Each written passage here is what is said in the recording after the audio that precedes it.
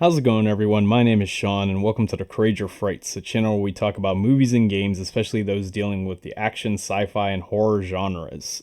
This past Thursday, the giant flying, fire-breathing turtle Gamera returned after a 17-year-long hiatus in the form of a brand new Netflix anime titled Gamera Rebirth.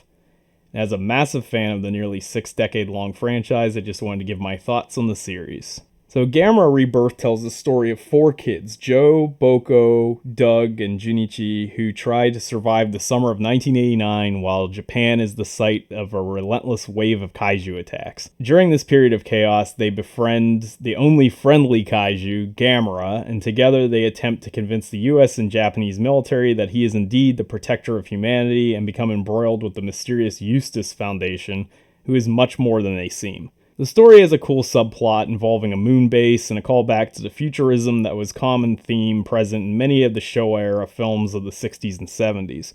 Gamera fans will also likely know that no Gamera series would be complete without at least a mention of the lost continents of Atlantis or Mu, and there are no shortages of those here either.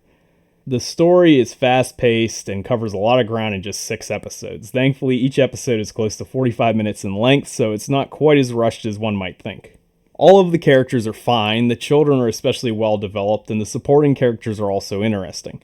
In my opinion, they did a much better job here than either Godzilla Singular Point or the Godzilla anime trilogy, which were both hampered by boring characters and too much focus given on explaining what was supposed to be happening rather than showing it, which was especially problematic in the Godzilla Earth films, which skipped over most of the best stuff, whereas here we do get a lot of interesting ancient backstory involving the lost continent of Mu, which will allegedly be told in a tie-in manga. Gamera Rebirth doesn't shy away from showing the viewer exactly what is happening in the present story, especially in regards to the kaiju action, which is really where this series excels. If you saw the trailers or promotional material, know that Gamera is not alone in this series. Instead, he's joined by 5 of his classic Showa adversaries, Jiger, Zigra, Giron, Virus, and of course his arch-nemesis Gauss. Each of them are given a complete visual overhaul reminiscent of the Trendmaster toys of the 90s, which incidentally used the exact same kaiju. But while they have been completely redesigned, there's still a lot that will be familiar about them for longtime fans of the franchise. The only complaint I've seen here is usually about the decision to leave out Gamera's first ever adversary, Barugon. However, I have a theory about that. Personally, I'm hoping if we get a second season, they will use Heisei kaiju, and if they include Zetas from Gamera the Brave, and a variation of the manga Barugon, you then get the same number of kaiju as Season 1. And then if we get a Season 3, I'd like to see the developers of the show come up with ways to bring some of the unused Gamera villains to life, such as Gara Sharp, or they could just invent their own, of course. Only time will tell what they plan to do if this series proves to be successful, but for now, let's get back to the kaiju we did get. Gamera himself has features from Showa Heisei and Gamera the Brave elements, as does the overall storyline, making this series really feel like a passion project made by true fans of all of the movies. There are tons of callbacks here, from the roars and abilities to Giron's diabolical laugh and Gauss's crazed eyes from Gamera Guardian of the Universe. While a lot is new and fresh with the monster designs, each kaiju will be immediately recognizable as well. Also, the final enemy mutation is like something out of one of the more outlandish mangas, or an enemy from the PS1 Gamera 2000 game, which was a really nice touch and may hint at things to come if we get more seasons down the line. The action is fast-paced and often brutal. Just a slight warning for very young viewers, there is quite a bit of language and bloody violence in this show, so despite Gamera's child-friendly reputation, this series definitely pushes the envelope of what can be shown to that age bracket, and I really applaud the creators for doing that. In terms of overall theme, I would say if you think Gamera meets Stranger Things, you'd probably be on the right track, and I think that is definitely the correct vibe for a modern interpretation of the Showa Gamera movies. The original series of films is probably best known for its cheesy effects and goofy moments, but there's actually a surprising amount of carnage and dark themes present in those films, which if brought up to the level of modern visual effects could tell a very different story, as was evident in some of the moments in the 90s films.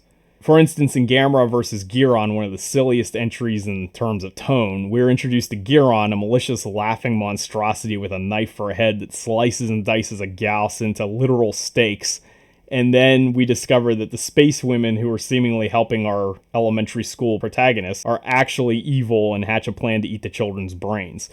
In Gamera Rebirth, the brutality is on a whole nother level, with pretty much every episode ending in a Mortal Kombat style finisher move. Kaiju get eviscerated and cannibalize one another, and people also get eaten and torn apart on screen. The stuff with the military is also really well done and reminiscent of the Heisei Gamera films. We get a pretty awesome aerial battle between US Air Force F-15s and Gauss that give us a bit of taste of what it could have been if we got the conclusion to Gamera 3 Revenge of Iris. And there's also an awesome tank battle in the final episode that was similar to something out of one of the Mark Cirasini Godzilla novels from the 90s. If there's one major complaint I had with Gamera Rebirth that I've seen all over the internet, it would have to be with the animation, which continues to be the typical Netflix 2D, 3D, CGI blended style, similar to the Godzilla Earth trilogy. It's definitely not as good as traditional 2D animation, particularly with the human characters, which appear overly cel-shaded and have a wonky frame rate at times. Although in motion, I would argue that it becomes pretty fluid and the kaiju and military stuff look great, which is the most important part for most viewers. I think they do this to keep the costs low, but it's a pretty major negative across the board for many of Netflix's animated productions. Despite all that, I would recommend this series for casual fans of kaiju or sci-fi action anime, as well as massive fans of the Gamera franchise.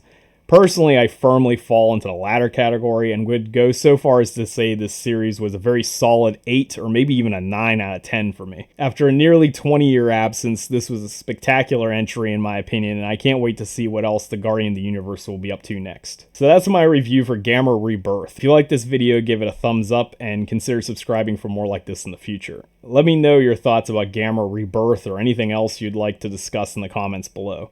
Also, if there's something you'd like me to cover, let me know that as well. So I hope you have a safe and fantastic day, and as always, thanks for watching.